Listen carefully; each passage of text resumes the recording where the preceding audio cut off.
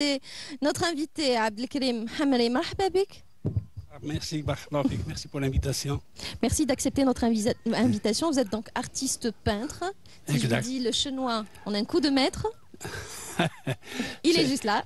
À côté, juste derrière. Oui. Ouais. Et vous avez peint Tipaza. Vous êtes issu de cette région, de cette magnifique région de Tipaza. Vous avez peint Tipaza, Cherchel, la ville d'Alger, le Mont Chenois. Exact. Ainsi que d'illustres personnalités également, dont Amr Zahi. Vous avez localisé plusieurs, donc à travers vos voyages, plusieurs donc paysages du pays. Exact. Un véritable carnet de voyage que vous proposez à travers donc vos aquarelles. Exactement, c'est le mot, c'est un vrai carnet de voyage. Ouais. Et ce carnet de voyage est venu grâce aux salons nationaux qui se font un peu partout. Et heureusement... Et auxquels vous participez, oui, j'ai participé, mais ça remonte déjà... Déjà, la première exposition remonte en 1990, ça fait quand même 35 ans. Alors, on a fait du chemin. Oui, une belle carrière en tout cas. Une magnifique carrière, c'est une belle passion, alhamdoulilah, parce que c'est un don du ciel, c'est un don de Dieu. Exact. Oui. Exactement, là c'est un don. Alhamdoulilah. Et on s'amuse parce que en peignant, on passe un très bon temps et on connaît nos régions parce qu'on profite de faire des échanges d'eau. On connaît nos endroits où on fait des esquisses un peu partout, des croquis aquarellés par-ci par-là. C'était quoi le déclic, le début? Le début, c'était comme presque la plupart, c'était au crayon. Oui. Quelques gribouillages comme ça au crayon. Qu'est-ce qui vous a inspiré en premier lieu? C'est quoi le site peut-être qui vous a inspiré et qui a fait que cette passion se déclenche, se manifeste? Voilà, je ne sais pas si parce que je suis un enfant d'un pâtissier qui a toujours fait de belles choses. Un artisan pâtissier? Oui, Allah yarhamou. Allah yarhamou yis'aleh. Je ne sais pas si c'est ça, mais c'est aussi notre région, Cherchel, elle est aussi belle et elle demande à être peinte et à être dessinée. Alors je n'ai fait que ça, c'est-à-dire je dessinais. C'est la beauté des lieux qui incite exactement, forcément. Voilà, ça aide. Par la force des choses, vous êtes... Voilà. Et ça a commencé avec le crayon, et puis j'ai touché un peu à l'encre de Chine. Il fallait mettre des couleurs. Oui. J'ai osé. Oui. Et comme en autodidacte, on touche un peu à tout. J'ai pas. Vous êtes autodidacte? Oui, j'ai pas fait d'école. Ouais. Mais j'ai appris grâce aux amis. Et puis il y avait les bordas avant. Oui. Comment apprendre à faire des portraits. Et puis il y a des couleurs qu'il faut savoir mélanger pour trouver la bonne couleur qu'il faut, surtout pour les portraits. Il faut avoir du goût aussi. Oui, du goût, ça c'est sûr. Oui. Et il faut avoir également donc de la maîtrise aussi. Oui. Et ça vient avec le temps. Et puis la maîtrise, après 35 ans, je crois qu'on apprend toujours. On restera toujours l'élève. Moi, quand j'entends parler, par exemple, des artistes, moi, je les compte sur les bouts des doigts, ils ont créé des écoles. Nous faisons que repeindre à peu près ce qu'ont fait les prédécesseurs. Et en essayant de donner notre touche. Tout en respectant les principes de base, les différences entre donc, les portraits, les scènes de vie, la nature morte. Ah oui, et les scènes de vie, beaucoup plus les scènes de vie parce que j'aime bien, comme ça, des fois, parce que j'ai toujours mon carnet à esquisse avec moi. Oui.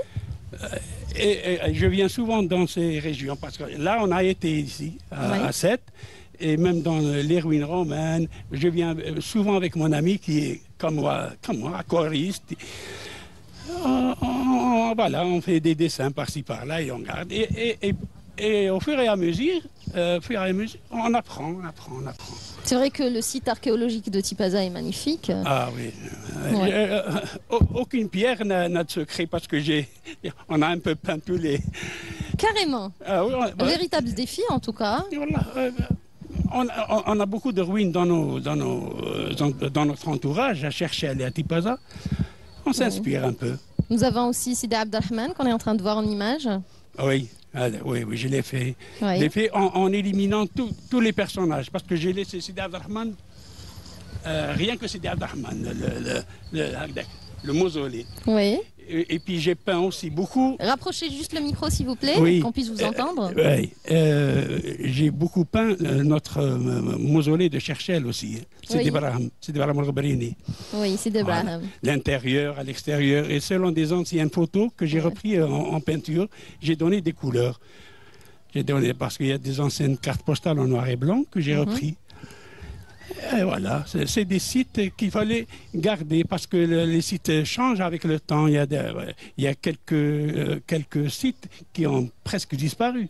Alors, la peinture, ça peut servir aussi à être comme, je ne sais pas comment on appelle ça, on garde quand même une trace pour que ceux qui viennent après savent qu'il y avait ici. Le mausolée ne ressemblait pas à ce qui est actuellement. Il y a aussi un autre mausolée de Sidi Ibrahim. Exact. Celui-ci, sur le port d'Alger, Sidi Ibrahim Tayyar. Oui, mais là, je ne le vois pas très bien parce qu'avec le soleil. La lumière, Le soleil généreux, on est en train de le voir en image en tout cas. Le téléspectateur est en train d'apprécier donc votre travail. Merci. Oui. Comme je ne vois pas, je ne sais même pas quel genre de... Mais nous, on apprécie, on voit ce que vous faites. Et donc, on apprécie votre travail. Merci beaucoup. Et c'est un plaisir que de partager cette passion avec vous aujourd'hui. C'est plutôt vous qui avez accepté de partager cette passion avec nous. Et c'est tout est à votre honneur. En tout cas... Vous avez sillonné un petit peu différentes régions du pays.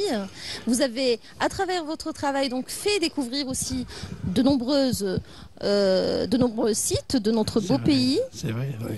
Hein? Mais c'est grâce à vos encouragements aussi, hein, parce que ça sert aussi des encouragements. Hein. Ça nous booste, ça nous donne envie de faire mieux, d'apprendre. Toujours.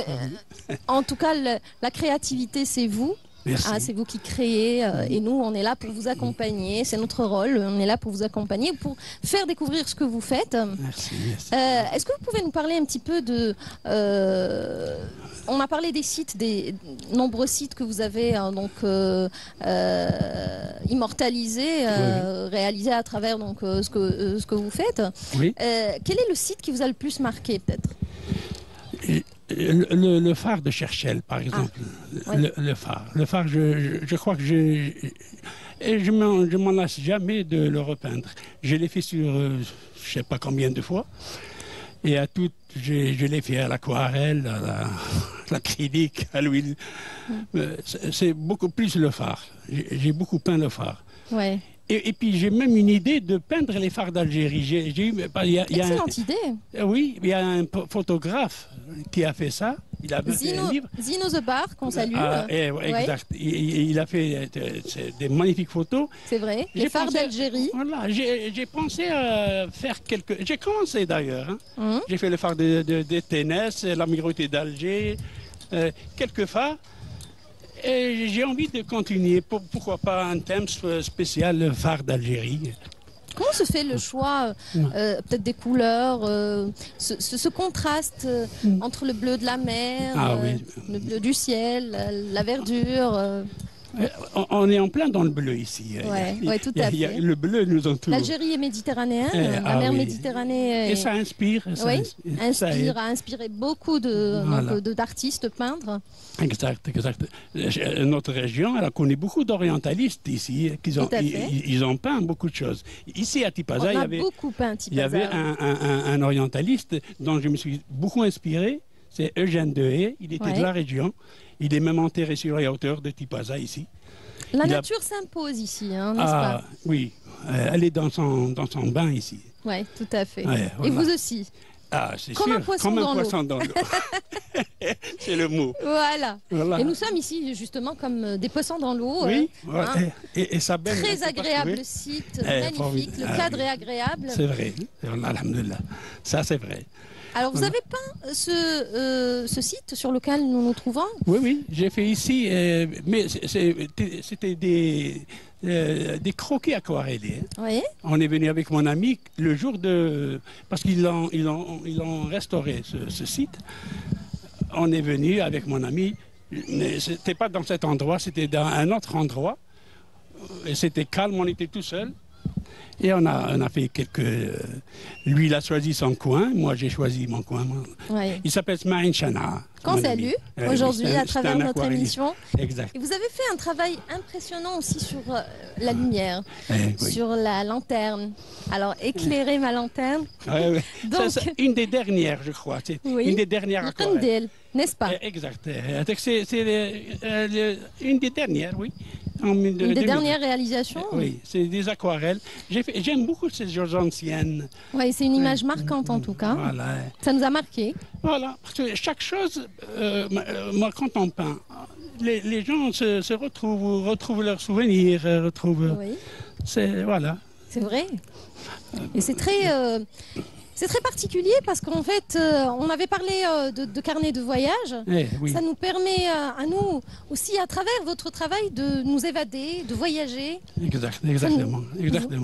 Et puis à vous, bien sûr, votre rôle peut-être c'est aussi de valoriser ce patrimoine, ce riche patrimoine qui vient de chez nous, ce patrimoine algérien. Exactement. Une richesse à préserver, à faire connaître. Ah oui. Ouais. Et ça restera comme des pages d'histoire. Oui. Je voudrais que tout ce qu'on peint, tout ce qu'on fait, reste pour ceux qui viennent après, nos enfants. On l'immortalise, finalement. Oui. Parce que c'est pas une peinture, c'est pas comme une photo. Ça a quelque chose il y a un plus dans la peinture. Il y a de la vie dans la peinture. Il y a une âme, il y a quelque chose. Une âme, exactement. Voilà. Oui, tout à fait. Voilà, alors c'est pour ça que j'aime bien. Et à chaque fois, je change. Il y a des moments où j'ai envie de peindre tout ce qui est ancien, tout ce qui est les vieux bibelots qu'on avait à la maison. Et des fois, non, c'est tout ce qui est comme ça, paysage, beaucoup de paysages. Beaucoup plus de notre côté forêt aussi. Quel est le moment propice, idéal pour peindre? Moi, j'aime beaucoup, c'est-à-dire, bon, les esquisses, je les fais à n'importe quel moment, on peut faire des esquisses. Mais pour moi... La bonne lumière serait? C'est juste après le fajr. Je fais ma prière. Et juste après, on respire un bon coup, c'est-à-dire on respire de l'air frais, de l'air pur. Nesmat al-Fajr, elle est particulière. Très bien. Et là, on est inspiré. Oui, ça c'est pour moi, c'est le meilleur moment pour peindre. C'est une question aussi de lumière, hein. Une belle lumière. Oui, il y a une lumière qu'il faut, c'est-à-dire particulière, à l'aube, donc du coup. Voilà. J'éclaire bien mon petit... J'ai un petit atelier. Oui. Un tout petit atelier, mais ça me suffit pour... alors je reprends des fois. Des fois, je reprends des esquisses que j'ai fait avant. Oui. Mais le travail se fait beaucoup plus... Je me sens beaucoup mieux très tôt. Quand je mets mon chevalet, je me retrouve dans le calme. Est-ce que vous sortez peindre dehors souvent. À ce moment-là, je veux dire, de la journée non, vous très commencez tôt, non. comme ça, la très journée tôt, je n'en sors jamais. Tôt, c'est à l'atelier que je fais mon travail. D'accord. Sinon, le matin, on sort. Et quand vous sortez, c'est quoi le moment propice pour... j'ai pas de moment vraiment choisi. Hein. Ouais. Des fois, quand on est dans des salons, et ce qui est intéressant dans les salons, c'est qu'il y a des peintures en plein air. Ouais. Et là, c'est pas moi qui choisis le moment. C'est lui. C'est voilà. le moment qui vous choisit. Et c'est le site qui vous choisit. Même les organisateurs, ils sont pour quelque chose. Parce qu'eux, ils connaissent les endroits. On a été à Bdjaïa il n'y a pas longtemps. La Casbah de Bdjaïa, elle est formidable. Ouais. On a fait sur place. Chacun choisit son endroit. Moi, j'ai choisi le portail, l'entrée. Mais il y a d'autres qui ont choisi d'autres endroits. Et à la fin, ça fait une palette. Ça fait une panoplie de peinture sur le site. C'est pour ça que c'est bien les salons. Ce qui est bien dans les salons, c'est ça. C'est peindre en plein air. Ouais. Et en parlant de salon, justement, dommage que je vais rater un très bon salon qui va débuter le 21. Ce 21, l'association Al-Basma, je ne sais pas si vous entendez parler, l'association Al-Basma de Sidi Bel Abbas. C'est une association qui fait beaucoup de choses dans les arts plastiques. Et à chaque fois, je suis invité à participer avec eux. On a fait le salon à Tlemcen. Oui. C'est une genre de khayma. Oui. Khaïma qui se déplace. Alors, il y a mon ami Farid Daz, le président, il a choisi de lui donner le Khaïma des arts plastiques. Khaïma des arts plastiques. Alors, on l'a fait à Tlemcen, à Saïda, dernièrement à Sétif. Et ce 21, ça sera à Sidi Djilali, dans la frontière de Tlemcen. D'accord. C'est-à-dire, Oui. vraiment, Oui. ça va être formidable. Et je vais rater parce que je ne peux pas faire ces 700 km. Il n'y a pas longtemps, j'ai eu un mini AVC. J'ai échappé. Oui, voilà, je l'ai échappé belle. Ça s'appelle AIT. On m'a dit que c'était l'AIT. L'AIT, c'est un mini AVC. Oui, et tout voilà. à fait. Et c'est à la fois la passion qui le remporte. Hein, Alhamdoulilah, heureusement, voilà, parce qu'il y a le côté droit qui n'est pas aussi mazal chouïa. Mais ça ne va pas vous arrêter. Mais je peins quand même. Ouais. Et alhamdoulilah, il y a l'usage des mains, ça est toujours là. Mais j'ai quand même passé un mauvais quart d'heure. Mais alhamdoulilah, c'est derrière vous aujourd'hui? Oui, ça remonte à 6 mois. Ouais. Et vous êtes autodidacte? Autodidacte. Tout est à votre honneur. Mais est-ce qu'aujourd'hui, peut-être ma dernière question, est-ce que vous formez pour la transmission, justement? J'ai formé en étant enseignant, quand j'enseignais. J'enseignais pas, c'était pas ma spécialité. Hein. Moi, j'étais un instituteur. Instituteur, puis j'ai été détaché à l'académie. Oui. L'académie, maintenant ça s'appelle la direction de l'éducation, ici à Tipaza, où je m'occupais justement de tout ce qui est art plastique. Oui. Mais ça touche les écoles, les lycées, les CM. Oui. Et j'ai profité avec un groupe de créer le festival des arts plastiques scolaires. C'était très bien, parce que les élèves, des fois, ils nous font des choses impressionnantes. Et on découvre des talents comme ça. Oui, des élèves. Hein. Des élèves du lycée et du moyen, ils font des choses vraiment formidables. Des fois, c'est eux qui nous donnent des fois des... Voilà. Oui. L'élève, des fois, il dépasse le maître. Il dépasse le maître. Ah, oui. Il surpasse le maître. Exact. Oui, c'est vrai, c'est la vérité. Hein, parce que moi, j'ai vécu ça, j'ai vu. Une fois, quand on reçoit les élèves qui viennent on a des wilayas qui viennent ici. Ça s'est organisé à Tipaza et à Cherchel. Oui. Et maintenant, le festival, on m'a dit que ça y est. On a quitté parce qu'on a pris notre retraite. Oui. Et il n'y avait pas eu suivi. C'est-à-dire que vers le 12e salon, le 12e festival, en bas de ça y est, je crois qu'il n'existe plus. Mais c'était bien.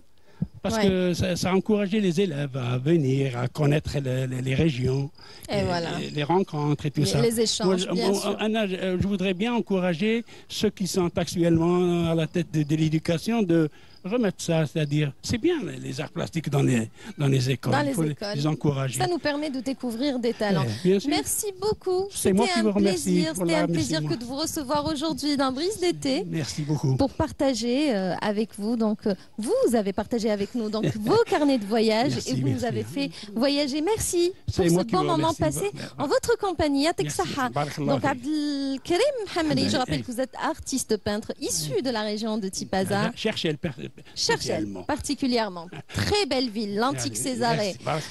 Merci beaucoup. Merci, à la prochaine. Et bon courage pour les prochains événements. Merci. Bon courage à vous aussi dans cette chaleur. Merci beaucoup et longue vie à ce que vous faites. Allez, place à présent à la chanson, à la musique et la chanson de Ait Lamara, Lamia Ait Lamara, L'Habib Diali. On se retrouve tout de suite.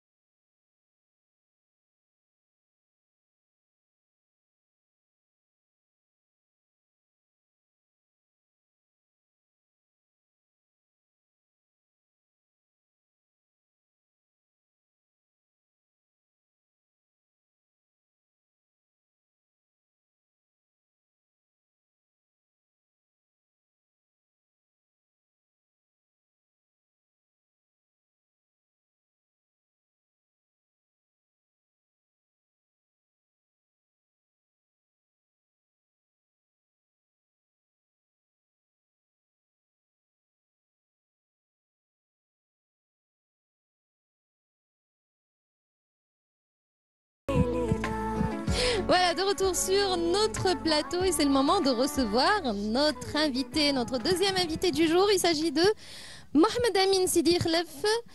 Marhaba bek.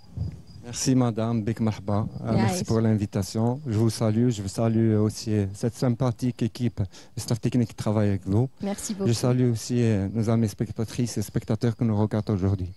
Et justement, vous serez à la tête de Blida Riders. Vous êtes le président de Blida Riders Sport Mécanique, Sports Extrêmes. Tout à fait. Nous sommes un club de sport mécanique spécialisé dans la moto sportive, comme vous le voyez ici. Ouais. Donc voilà, nous sommes tout d'abord des passionnés. Passionnés de vitesse moto, parce que le type de moto qu'on a aujourd'hui, c'est des motos sportives. Oui. Ça compose à 90% de notre parc moto chez Blida Riders. Donc on a cette tendance de sport, de sensations fortes. De montée d'adrénaline. De montée d'adrénaline, exactement. Donc on a des jeunes pilotes qui se sont initiés avec le temps dans le monde de compétition, parce qu'on fait de la compétition aussi. On fait des courses de côte, des courses de vitesse en plein centre-ville, de quelques villes comme Aïn Bessam, Blida, à Alger aussi, quand on a l'occasion. Ouais. En ce moment, on n'a pas encore en Algérie, comme vous le savez, des infrastructures, notamment les circuits de vitesse qui nous permettent d'instaurer un championnat national. Et pouvoir profiter pleinement de notre passion, de notre sport aussi. Et justement, vous ne faites pas que vivre pleinement votre passion, vous faites aussi de la prévention routière. Tout à fait, tout à fait. Nous sommes, quelque part, avec le temps, nous sommes devenus un club formateur. Donc, un club formateur, on entend par là tout un programme de formation qui englobe aussi la partie sécurité routière, qui est devenu un axe central sur lequel on y travaille. Parce qu'on ne peut pas dissocier déjà le sport de la sécurité routière. Absolument pas. Oui. Vous pouvez le constater à travers nos équipements. Aujourd'hui, le casque, tous les équipements individuels de protection sont là, combinaison, casque, gants, boots, ça s'impose. Aussi, le comportement responsable. La sensibilisation s'impose aussi. Ouais. Sensibilisation, le comportement responsable, justement. Tout à fait. On le fait au quotidien à travers nos discussions. Donc, on a instauré une culture de discuter sécurité routière dans le groupe, entre les membres du groupe, mais aussi à travers les événements. Quand on participe à des événements, on essaye de présenter des thématiques autour des équipements de protection, autour de la bonne position à tenir sur une moto, la correction du regard par exemple. Ça peut aller des équipements à des choses de base pour commencer à monter une moto et avoir un comportement sûr, mais surtout respectueux de soi et des autres usagers de la route aussi. Absolument. Et vous faites aussi découvrir nos côtes en moto. Tout à fait. À travers peut-être les réseaux sociaux aussi. Beaucoup de fois, on visite beaucoup de régions. Notamment ce très beau site, pardon. Nous avons eu l'occasion de le visiter plusieurs fois. Nous avons fait de la promotion ici à travers des événements qu'on a fait ici en travaillant avec la direction de ce site. On a organisé des événements ici, notamment sur la sécurité routière. L'Iftar de Ramadan, on a fait un passage ici, on a fait des vidéos, on a fait de la promotion ici. Puisque vous faites aussi dans les actions caritatives également. Tout à fait. On a cet axe-là, on lui donne beaucoup d'importance parce que, au-delà d'être des passionnés et des motards, nous sommes tout d'abord des citoyens algériens. Et on des citoyens responsables. Hein. On essaie d'être responsables au maximum, responsables de nous-mêmes, mais des autres aussi. Quand on essaie au maximum d'aider les autres. Notamment la population diminuée. On fait des actions comme la rentrée scolaire, Back to School. On essaie de donner des cartables pleins avec des affaires scolaires aux enfants. Donc on fait, si vous voulez, on fait un recensement des écoles et des familles nécessiteuses et on essaie de distribuer le maximum de cartables. Sur le mois de Ramadan, on a fait un iftar avec les vieux nos parents des maisons d'accueil, on les a invités, on a fait des ramadans avec eux. Et on essaie d'aider des gens comme des handicapés pour acquérir des motos qui sont adaptées pour leur usage. Donc on fait pas mal d'actions, d'autres actions qu'on ne peut pas citer aussi, mais on essaie d'être responsable, notamment respectueux aussi des autres autour de nous. Je ne sais pas comment vous le dire, mais quand on vous voit passer comme ça sur la route, ça fait rêver. Oui, ça fait rêver notamment à Blida Riders. Nous avons toute une formation sur la façon de conduire en groupe. Oui. Donc, si vous voyez les images de Blida Riders, vous allez voir des différentes compositions de comment circuler sur la route. En 1 à 1, ça peut passer à une composition 2 à 2. C'est un véritable spectacle, en fait. C'est un vrai spectacle, d'ailleurs. C'est le show. Le show des motards. Justement, dans des événements, quand on est invité à des événements pour faire de l'animation, on propose justement la conduite en groupe. Là où on fait des démonstrations comment conduire d'une manière sûre, respectueuse, la moto en groupe. Et on fait des compositions, on passe de composition 1 à 1 à une composition 2 à 2, comment travailler les signes de motard. Et on essaie d'expliquer au grand public comment un motard qui a la tête dans un casque, qui ne peut pas communiquer d'une manière... Il communique avec les gestes. Les gestes, quelques les signaux. Quelques signes, par exemple, ça c'est le salut du motard. D'accord. Pour dire au motard de derrière qu'il faut passer à une composition à 2, on lève le bras comme ça et on fait le signe avec 2 doigts. D'accord. 1, c'est ça. Réduire la vitesse. Et y a pas de, on utilise aussi les jambes. C'est pour dire, par exemple, un risque à droite, on fait sortir la jambe à droite. Un risque à gauche, c'est la même chose. Donc c'est pas du tout pour jouer qu'on fait ça. Hein. C'est pas pour le show uniquement. C'est pas pour le show, mais le voir avec des motos, le faire comme ça, devant les gens, ça donne un vrai spectacle. Absolument. Et c'est surtout, ça nous permet aussi d'instaurer cette culture chez les autres usagers. Comme ça, quand ils sont de passage et ils voient ces gestes-là, ils essaient d'interpréter d'une manière correcte ce qu'on est en train de communiquer entre nous. Oui. Voilà.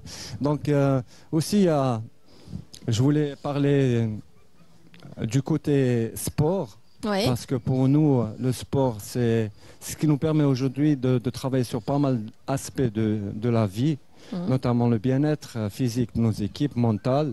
Il faut être en bonne condition physique pour conduire une moto? Tout à fait. Ça demande beaucoup de physique. Une moto, pareil, ça se conduit avec les appuis. Donc, ça demande de la force. Ça demande de la force, mais surtout de la technique aussi. Technique. Il faut rester concentré. Rester concentré à l'environnement, l'état de la chaussée, les conditions climatiques, aux conditions générales. Donc il faut être vigilant, mais surtout, il faut avoir des bases. Comment se positionner sur une moto. Parce que quand on a des jeunes qui arrivent dans notre club, nous avons un programme d'intégration qui nous permet aujourd'hui de leur donner les bonnes bases sur la bonne façon de conduire une moto. Ça peut aller sans danger. Ça peut aller de la correction du regard, parce qu'il est très important sur une moto, jusqu'à l'équilibre de la moto qui passe par la bonne position à adapter sur une moto. Ça peut passer par le freinage d'urgence, comment freiner quand on a un obstacle devant nous subitement. Ça peut aller de la conduite défensive, ce qu'on appelle la conduite défensive, pour expliquer à nos amis spectateurs, c'est la conduite préventive. C'est-à-dire, on ne travaille pas pour éviter l'accident, mais pour vraiment éviter le presque accident. C'est-à-dire, on est dans les détails de ne pas s'exposer au risque. Et on Zéro risque, peut-être? C'est le but? Pardon? Zéro risque, c'est le but? Zéro risque, c'est le but. Mais... C'est pas évident, mais on y arrive parce qu'on a des excellents résultats aujourd'hui. Je peux vous donner quelques chiffres parce qu'on a une pyramide où on capte nos chiffres. Alhamdoulilah, en espace de 2 ans, on n'a pas eu d'accident dans le club Blida Riders. Carrément. Oui, et ça... Chapeau bas. Ça cache, on va dire, c'est la partie iceberg qui est émerger. C'est tout le travail en amont que vous faites, profondeur, de formation, de stages fermés qu'on essaye de programmer. De sensibilisation. De sensibilisation. En ce moment, on est en formation en premier secours avec le Croissant Rouge. D'ailleurs, je profite pour saluer nos formateurs, notamment le Hajmi Belhassan, le coach Samir Khmissi de l'Académie Khmissi qui nous aide sur la partie conduite défensive et la partie conduite sportive. Et aussi, je profite pour saluer notre coach, notre formateur dans la lutte contre incendie. Pourquoi cette variété de formation? Parce que en tant que motard, on a l'habitude d'être les premiers sur les lieux d'accident. En tant que bon citoyen, on est obligé d'aider. Pour apporter de l'aide aux citoyens, aux autres, on va dire aux victimes d'accidents, il faut être formé. Il faut être formé, il faut avoir le bon geste qui sauve et éviter d'aggraver les situations. Donc, je peux vous annoncer une chose, c'est que 100% de nos éléments aujourd'hui à Blida sont formés au premier secours. 100% de nos éléments de Blida sont capables d'utiliser un extincteur pour éteindre un feu, pour intervenir en cas de départ de feu. C'est pas pour rien qu'on se sent en sécurité quand vous êtes de passage. Oui, mais voilà, mais on se sent nous-mêmes, parce qu'on a des photos, on a eu des interventions, on se sent humain. On se sent humain parce qu'on réussit à aider. Si on se juge 3 ou 4 ans. Ce n'est pas seulement un sentiment, vous l'êtes réellement. Non, mais voilà, donc c'est un sentiment vraiment d'être humain, d'apporter de l'aide aux autres. C'est ce qui fait prolonger notre passion parce qu'on se sent utile, on se sent positif, on apporte des choses positives, de la valeur ajoutée à notre société. Parce que, attention, on forme un motard, mais on forme un bon citoyen pour l'Algérie. Absolument. Quelqu'un qui est responsable, qui peut apporter le plus à notre pays. Exact. De l'autre côté sport, l'autre aspect, c'est le sport, ça nous impose une discipline. Je vous donne un exemple. Lors d'une course, nous avons tout un contrôle administratif où les papiers doivent être en règle. Nous avons un contrôle rigoureux par rapport aux équipements. Donc, il est obligatoire pour le pilote, pour pouvoir prendre le départ, d'avoir les équipements de protection individuelle. Donc, sur la partie sécurité routière, le sport nous impose une discipline et nous aide à instaurer cette culture de sécurité routière chez nos pilotes. Donc, le sport, pour moi, c'est un levier. C'est un vrai levier qui nous permet aujourd'hui de développer un état d'esprit, un mindset sain chez nos pilotes, chez nos motards en général, qui nous permet aujourd'hui d'instaurer cette stratégie, cette vision d'être respectueux, d'être sûr sur la route, d'être sain et sauf, et de ne pas exposer les autres au risque. De se protéger et protéger aussi. Tout à fait. Par une conduite donc responsable les autres usagers de la route. Tout à fait. Pour aller un peu plus loin, l'idée, notre projet futur, c'est de créer une académie. C'est de créer une académie, de faire de Blida Riders Academy. Blida Riders Academy pour accueillir nos jeunes motards, pour la formation, pour l'intégration dans le monde du sport mécanique. C'est un projet sur lequel on y travaille avec la Fédération nationale des sports mécaniques, FASM, et la Ligue aussi, surtout la Ligue d'Alger, avec laquelle on collabore tous les jours pour essayer de mettre en place cette académie, pour essayer d'accompagner nos jeunes motards, et surtout de travailler sur la population la plus jeune qui est souvent la plus exposée aux accidents de la route. Quand on prend les chiffres de la DNSR, 4000 accidents sur 4000 victimes annuellement, c'est la tranche entre 15 et 29 ans qui est la plus conséquente. Donc ça nous permet de travailler sur cette tranche-là, justement, sur cette tranche qui est la plus exposée au risque de la route, qui est souvent pas consciente par rapport au danger qui l'entoure, par rapport à ce comportement qui est pas forcément responsable sur la route. Donc tout un projet, mais qui demande aussi des moyens. notamment les infrastructures. Parce qu'aujourd'hui, comme je l'ai cité tout à l'heure, je peux donner un exemple. Pour faire le foot, il faut des stades. Pour faire le volleyball, le handball ou le basket, il faut des salles. Pour faire du tennis, il faut un terrain de tennis. Pour faire de la piscine, pour faire la natation, pardon, il faut une piscine. Pour le sport mécanique, il faut des circuits de vitesse. Ouais. Des circuits de vitesse, on pourrait accueillir nos jeunes, justement créer ces académies qui peuvent être bénéfiques pour les sportifs, mais aussi pour des ministères comme l'industrie, parce que l'industrie automobile, par exemple, ou la moto, pour faire les tests driving, les tests techniques, il faut un endroit pour tester les véhicules. Tout à fait. Les véhicules. Pour le tourisme, pour le ministère du Tourisme, c'est une perche parce que c'est le deuxième sport le plus populaire après le foot dans le monde. Ça peut drainer des foules, surtout des touristes.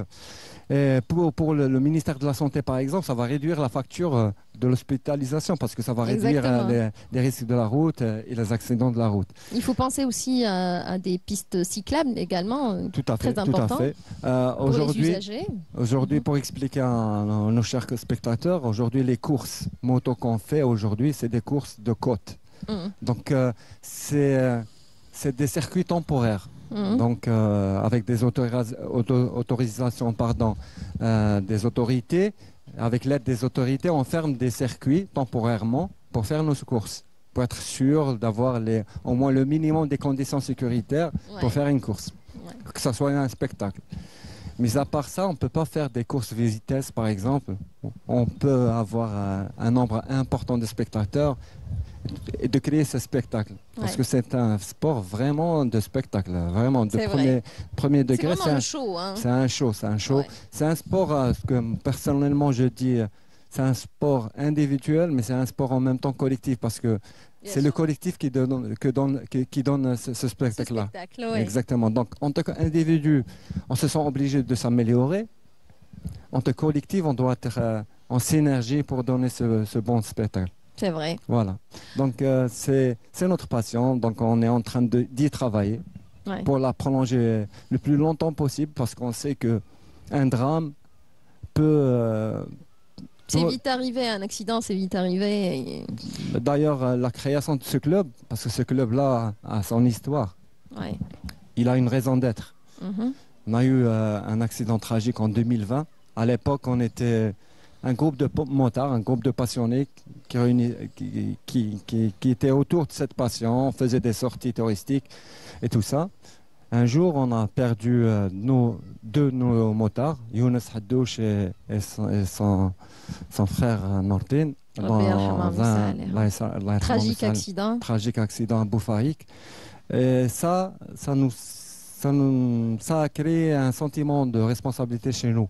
Donc, on s'est dit, soit on arrête cette passion, soit on doit se structurer, créer ce club, fonder ce club, et mettre en place une vraie stratégie qui va nous permettre de soigner déjà l'image de ce motard et en même temps d'être sûr sur la route et respectueux en adoptant un comportement responsable à travers les formations. Exactement. Bah, merci beaucoup. Longue vie à ce que vous faites. Merci beaucoup. Et merci de partager surtout votre passion avec nous. Merci beaucoup. C'est moi qui vous remercie. Merci infiniment. On va vous faire plaisir. Vous aimez Hadj Meleza?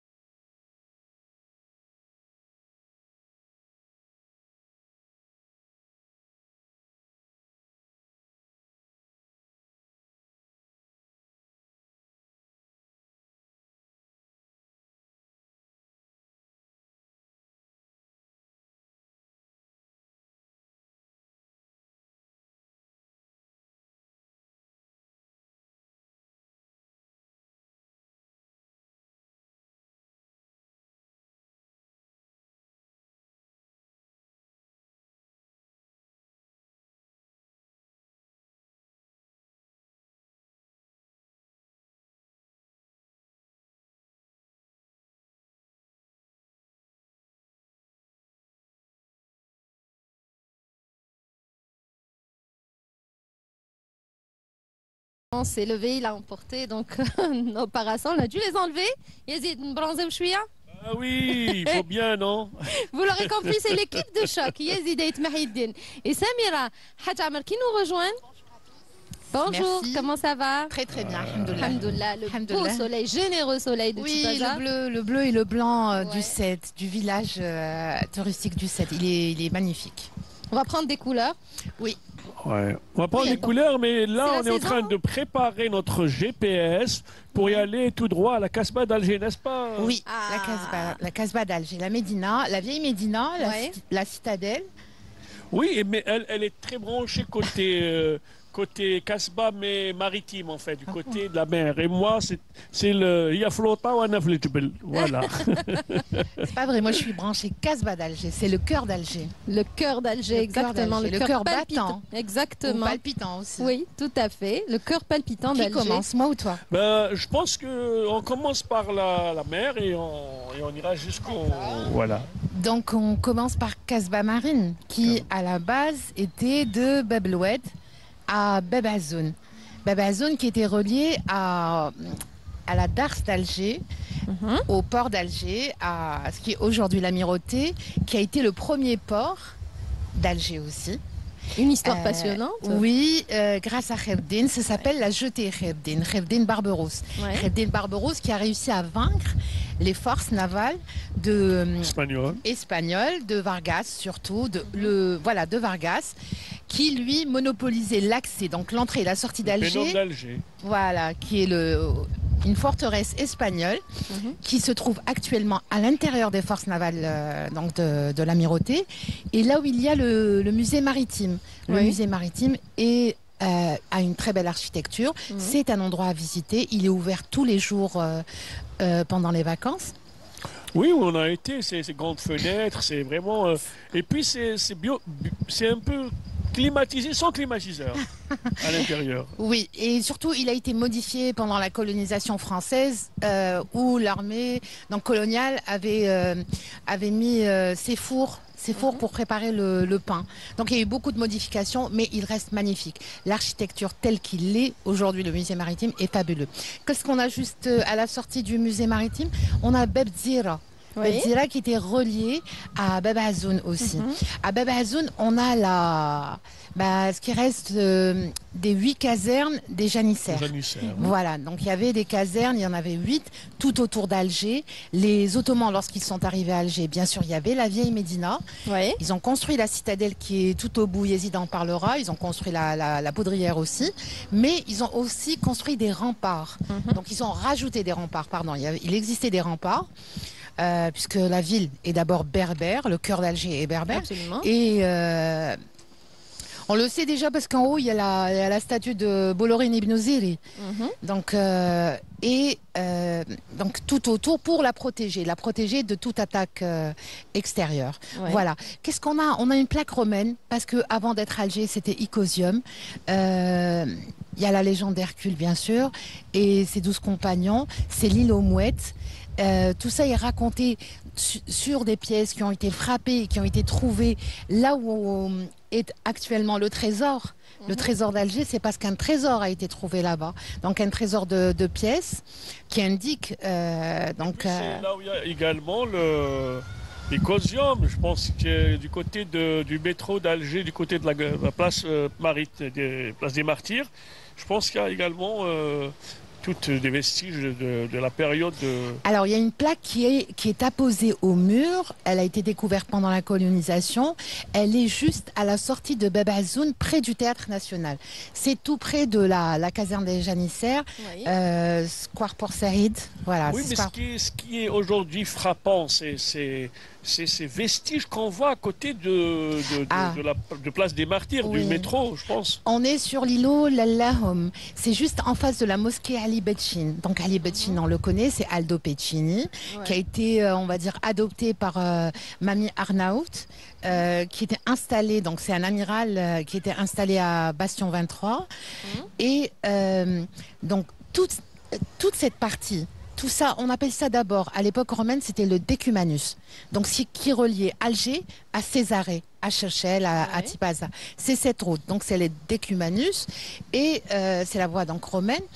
Et toute cette voie était à l'époque, au XVIe siècle, alors 16e, 17e, c'était, il y avait le palais de Janina, il y avait les fours, il y avait le quartier des intellectuels, il y avait toute une, on va dire, toute une organisation sociale, il y avait une hiérarchisation par rapport aux métiers, aux professions. Exactement. Et il y avait les fours d'Alger, donc les fours pour la céramique, les fours pour le pain. Et il y avait surtout, puisque ça s'appelait Palais Janina, il y avait des jardins. Tout ça a été détruit à l'arrivée en 1830, à l'arrivée de l'armée coloniale, pendant la colonisation. Ils ont détruit ce quartier pour le détruire. En fait, c'était une manière d'isoler les habitants de la Casbah. Donc le cœur de la Casbah était divisé en deux. Et puis c'est pour ça qu'Alger, à un moment donné, donnait son dos à la mer parce qu'il y a eu cette séparation. Parce qu'on a construit des immeubles, des bâtiments. Tout à fait. Des bâtiments qui sont très hauts.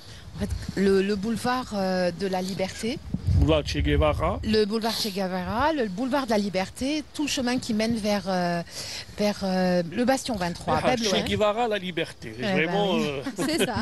On a vraiment trouvé le boulevard du 1er novembre aussi. Le synonyme Che Guevara et liberté. Che Guevara, c'est le symbole. Donc, aussi tout ça a été déstructuré. Ce n'était pas comme ça avant. C'était, j'avais envie de dire, c'est mieux, puisque Dar Aziza, par exemple, qui était juste à côté de ce qui était le palais de la Janina, a été modifié aussi, a été touché par d'abord les tremblements de terre. On rappelle qu'Alger a connu 3 grands tremblements de terre au 18e et même au 17e. Il y a aussi en temps de la conquête de Charles Quint, il y a eu quand même des grandes inondations aussi.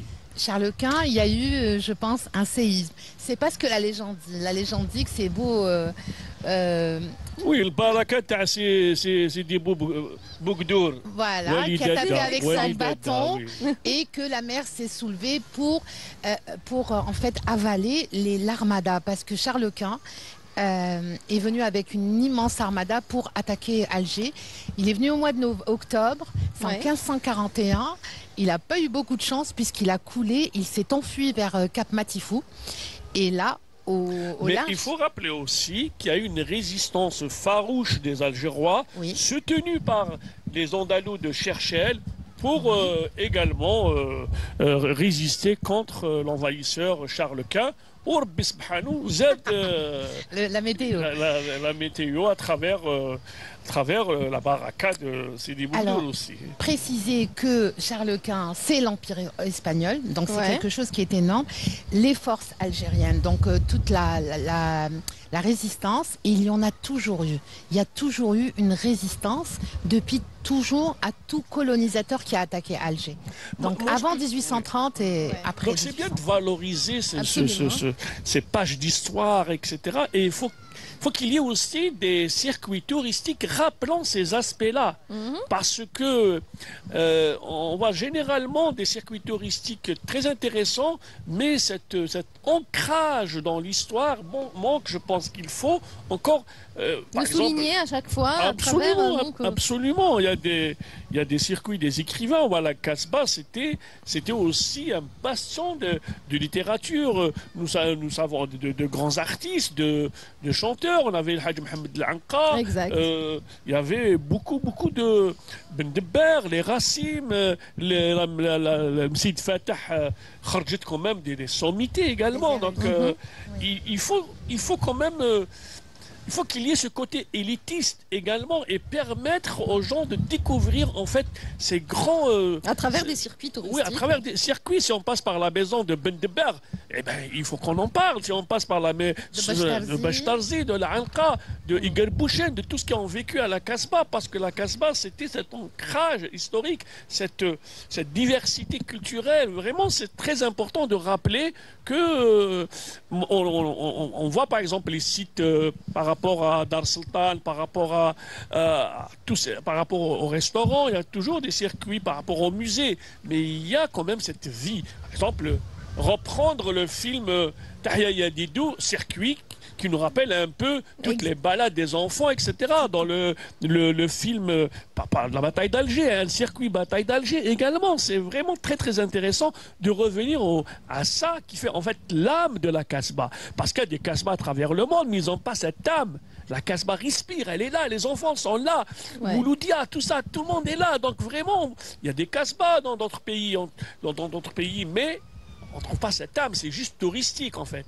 Mais la Casbah, c'est tout, c'est le bastion de la révolution. Absolument, et c'est un site qui continue à vivre, où il y a de la vie, toujours. Absolument. D'ailleurs, faut valoriser absolument. Dans le cadre du plan stratégique de la rénovation, de la modernisation de la ville d'Alger, il y a tout un chapitre lié à la Casbah d'Alger, d'où l'ouverture des voûtes.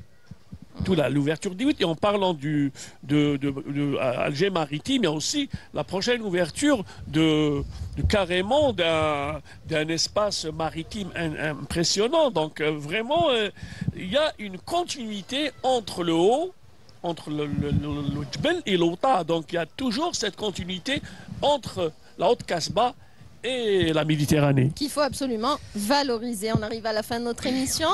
Merci. Tu voulais ajouter quelque chose, Samira? Oui, non, je pensais que tu avais parlé de la citadelle, de la poudrière, de finalement, je voulais parler de ça, c'est connu, et je voulais juste dire qu'il y a autre chose, et je l'ai dit d'une manière assez spontanée comme ça, mais vraiment, c'est très très important. Ouais, voilà. Merci les amis. Merci. À la prochaine. Inch'Allah. Merci beaucoup. Nous arrivons à la fin de notre émission. Merci à vous, amis téléspectateurs, de nous avoir prêté attention. On se retrouve très prochainement dans Brise d'été avec notre équipe de choc. D'ici là, prenez grand soin de vous.